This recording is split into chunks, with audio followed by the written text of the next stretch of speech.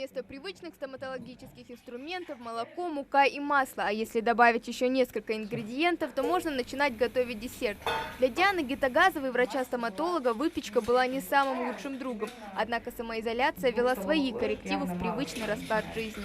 Сели дома, просидели пару дней. Пойти никуда нельзя, нигде уже не кормят, сидим.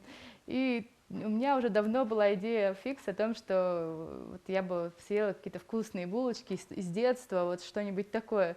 А то, что продается в магазинах, как правило, ну, это не совсем не тот вкус. Думаю, ладно, раз делать нечего, энергию куда-то надо девать, и решила попробовать приготовить сама. И что самое удивительное, они получились с первого раза.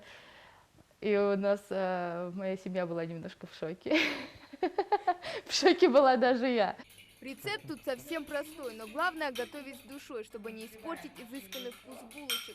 Девушка советует в точном соотношении добавлять каждый ингредиент. Как и у каждой хозяюшки, у нее есть свои секреты. Но главное, даже если ты новичок в кулинарии, не бояться экспериментировать. Пока наша опара будет подниматься, мы подготовим начинку. Опять же, по рецепту там предлагается либо без начинки, либо с каким-нибудь джемом. Но, к примеру, я джем не люблю никакой. И очень люблю любые виды выпечки с яблоками, поэтому я решила, что яблоки не испортят эти булочки. И уже потом на практике убедилась, что это было отличное решение, поэтому рекомендую.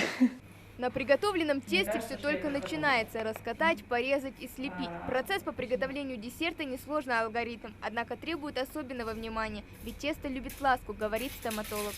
У нас желательно, чтобы жар был сверху и снизу, для того, чтобы они более равномерно пропеклись. И кладем посередине.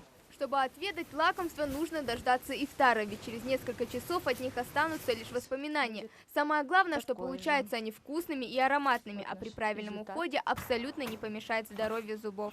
Если вы после еды почистите зубы, никакого вреда от сладкого вам не будет, поэтому можете кушать сладкое и идти сразу чистить зубы. Вот мои рекомендации.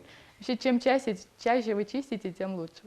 Творить добро своими руками под силу каждому из нас. В последние дни священного Рамадана каждый благой поступок имеет особое значение на чаше весов. Приготовленной выпечкой Диана не раз радовала своих соседей, а сегодня такого вкусного подарка удостоилась и наша съемочная группа. Таким образом, заняться на карантине можно чем угодно. Главное лишь было желание, а особого таланта не нужно. А такие дополнения будут приятным бонусом к ифтару.